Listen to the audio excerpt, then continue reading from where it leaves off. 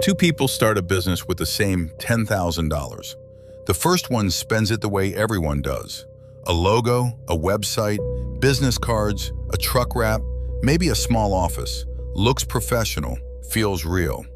6 months later, out of business, and he never figures out why. The money didn't disappear, it was spent in the wrong order. The second one spends the exact same $10,000 on the exact same things eventually, but in a completely different sequence. 18 months later, she's profitable and hiring. Today, I'm giving you that sequence, the smartest order to spend money in a new business, step by step. And fair warning, step one is not what you think, and the thing most people buy first is dead last. 7 steps in order. 1. The boring shield. 2.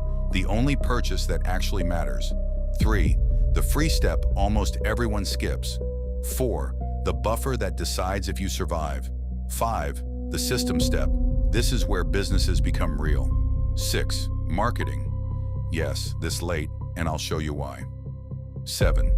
The last thing you should ever spend on. Let's go. Step 1 is the least exciting money you'll ever spend. Making the business legal and protected. Registering the entity. The license your trade requires. Basic liability insurance. Depending on your state and industry, this is somewhere between a few hundred and a few $1,000s. Verify your local costs. Why is this first? Because everything after it is built on it.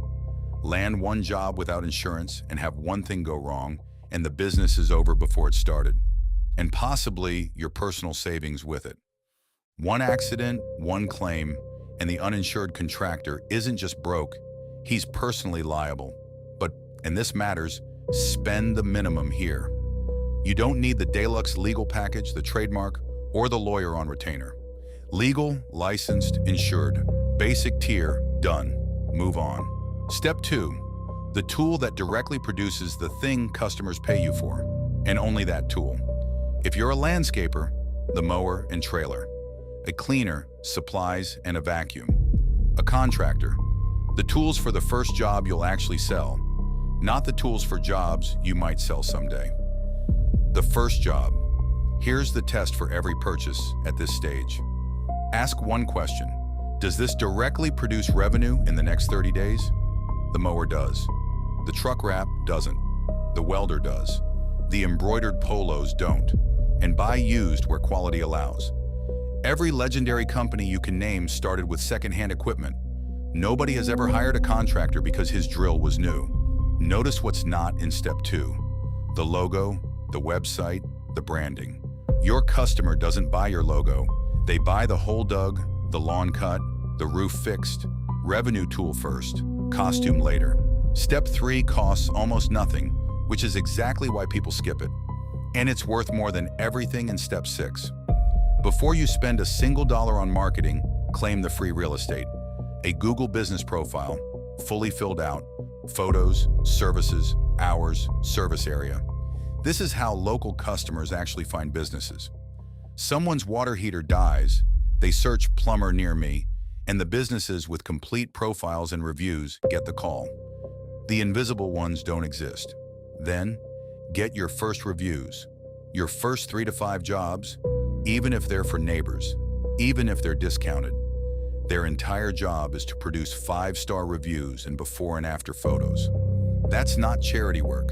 That's you buying proof at the cheapest price it will ever cost you. A one-page website is fine at this stage.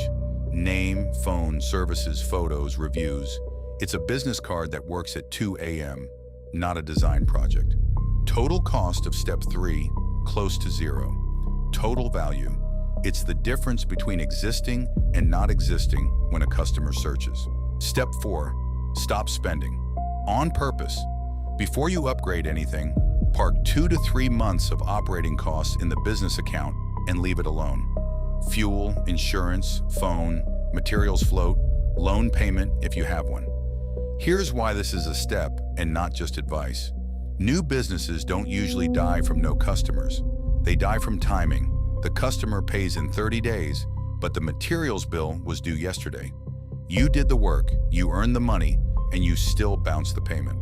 Profitable and broke at the same time. It's the most common death in business, And the buffer is the only vaccine.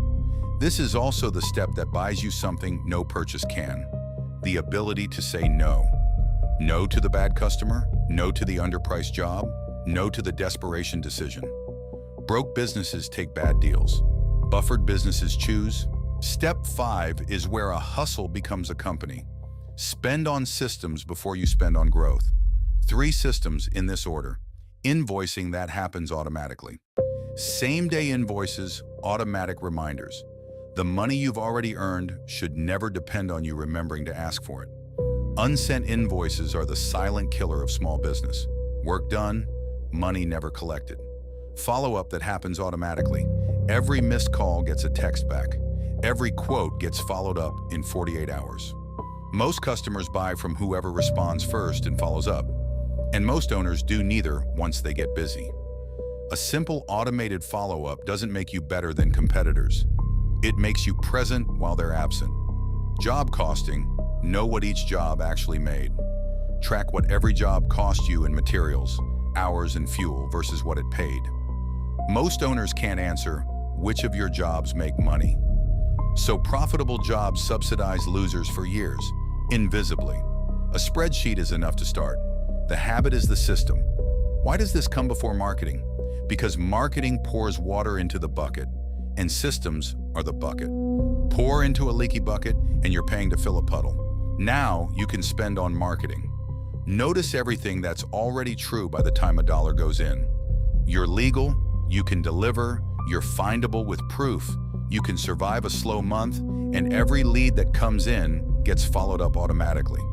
Marketing money finally lands on a machine that converts it.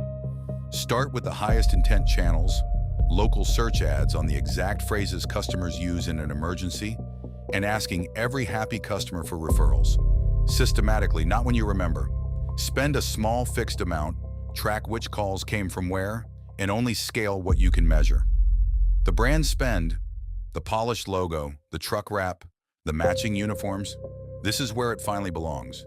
And here's the irony: now it works, because a wrapped truck pointing at a business with reviews, systems, and follow-up is advertising something real.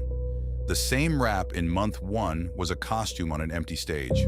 Step 7, the final one: hiring. Last, always last.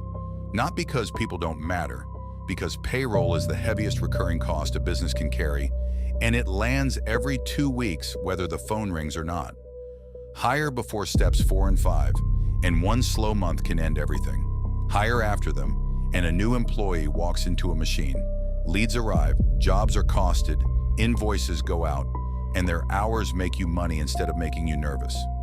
The right first hire is whatever removes the biggest bottleneck on revenue, usually either a second set of hands on jobs or someone answering the phone you keep missing. Your systems from step 5 will tell you which. That's what they're for. The full order, one more time. 1, legal shield, minimum spend. 2, the revenue tool, nothing else. 3, get findable, mostly free. 4, the buffer, 2 to 3 months. 5, systems, invoicing, follow-up, job costing. 6, marketing, measured into a fixed bucket. 7, people, last. Same $10,000 as the guy in the intro. Same purchases eventually, different order, different ending. Because here's the truth underneath all 7 steps. Businesses don't fail from spending too much. They fail from spending in the wrong sequence. The survivors aren't smarter, they have systems, and they build them in order. Subscribe. Every week we break down the money and the systems behind real businesses. Next week, the economics of owning an excavation company, and why the machine that costs $250,000 might be the best deal in construction.